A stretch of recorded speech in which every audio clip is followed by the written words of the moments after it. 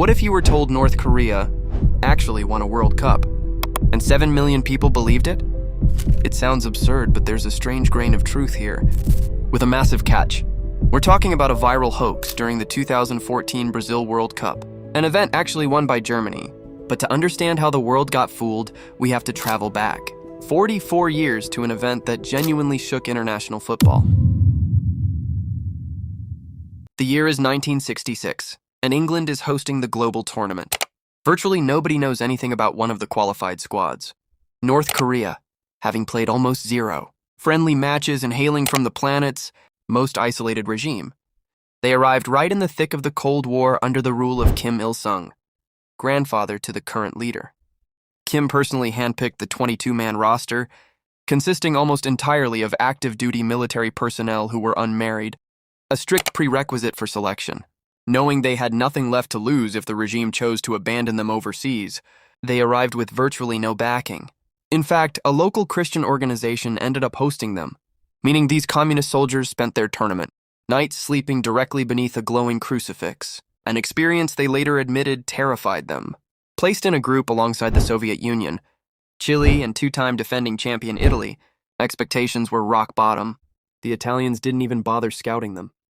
On match day in Middlesbrough, 18,000 spectators, many local working-class fans, adopted the mysterious Asian squad as their favorites. With Italy needing only a draw but losing a midfielder early to injury, and no substitutions allowed back then, the stage was set. In the 41st minute, Pak Duik scored. The stadium erupted.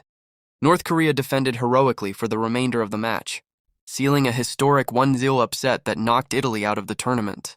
Italian reporters, lacking any details on the goal scorer, casually invented a backstory claiming he was a dentist.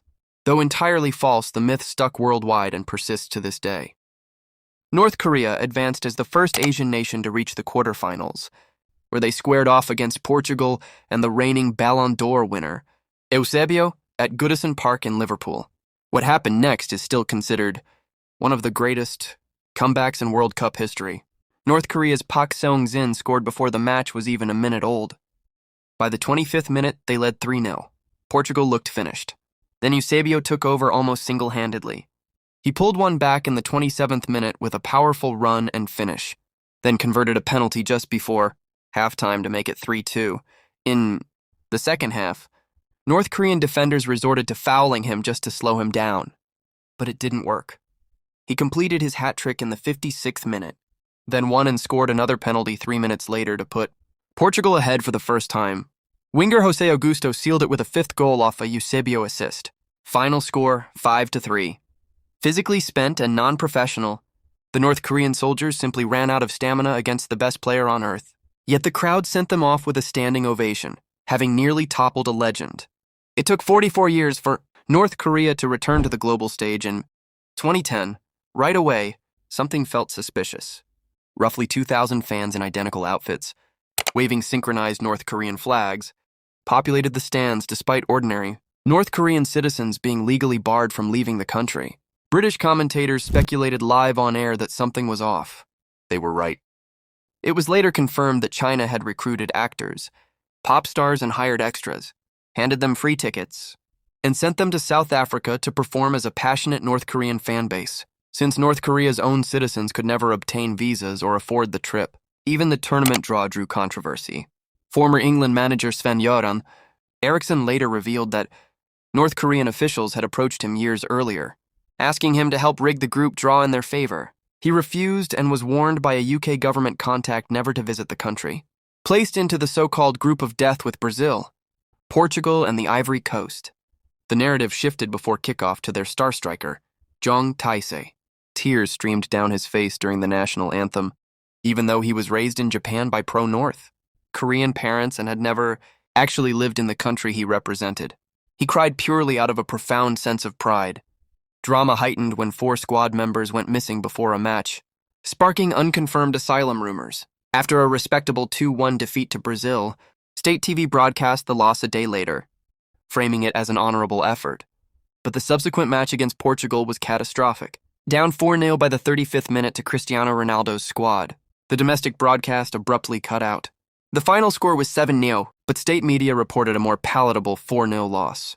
Following their elimination without a win, dark rumors surfaced from human rights. Groups claiming the team faced hours of public humiliation back home, and that the coach was sentenced to forced labor. However, none of these claims were ever verified. FIFA found no evidence, and the coach later resurfaced managing the national Olympic team. By 2014, North Korea hadn't even qualified for the tournament. Yet, midway through the competition, a viral YouTube video appeared from a channel titled Korea News Backup. It featured a familiar state. TV anchor reporting that North Korea had not only traveled to Brazil at the 11th hour, but was dominating the competition, crushing Japan 7-0, the US 4-0, and China 2-0 on its way to a final showdown with Portugal. The video wasn't the work of North Korean state media at all. It was created by a Brazilian blogger named Mauricio Cid, the same prankster behind an earlier viral hoax that convinced people abroad they were helping save an endangered parrot species, when it was really just a joke aimed at a football commentator. For this stunt, Cid hired Korean-speaking voice actors to dub a fake broadcast over real North Korean footage, building credibility by uploading genuine state TV clips to the channel for weeks beforehand. The trick worked better than anyone expected. Outlets including the UK's Metro and Mirror and Canada's Toronto Sun initially reported the footage as a legitimate government broadcast, framing it as proof that Kim Jong-un was brainwashing his citizens into believing they'd won the World Cup. Some outlets quietly corrected their stories once the hoax was exposed. Others never bothered. The video eventually racked up more than 7 million views, spreading faster than any fact check could catch up to it. Here's the twist nobody caught. North Korean citizens themselves never saw any of it. State television was airing real World Cup matches on tape delay, and the country's near-total lack of open internet access meant the population had no way to encounter the viral clips circulating everywhere else. The hoax didn't fool North Korea at all. It fooled the rest of the world instead, precisely because it fit the story people already expected to hear about a closed-off, propaganda-driven state. Nobody checked the source. Nobody questioned why a country that hadn't qualified was suddenly playing in a final. The story was too satisfying to fact-check. While the men's fictional championship captured global attention, the real sporting glory belonged elsewhere, North Korea's women's teams. Their U-17 squad claimed world titles in 2008, 2016, 2024, and 2025, a record no other nation has matched. Their U-20 team added championships in 2006, 2016, and 2024. 7 global titles total, achieved by teenage and college-age players, and almost entirely ignored by mainstream sports media, largely because women's football generates fewer clicks than a fabricated men's fairy tale.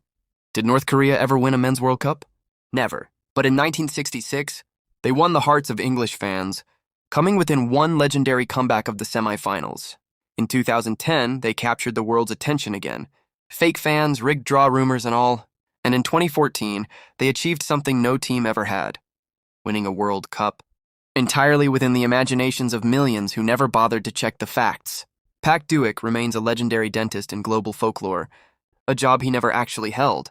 Jung Taisi returned to Japan carrying the pride of a country he'd never lived in, and Mauricio Cid's fake broadcast proved something far more revealing than any real match ever could. It's not that North Korea fools the world.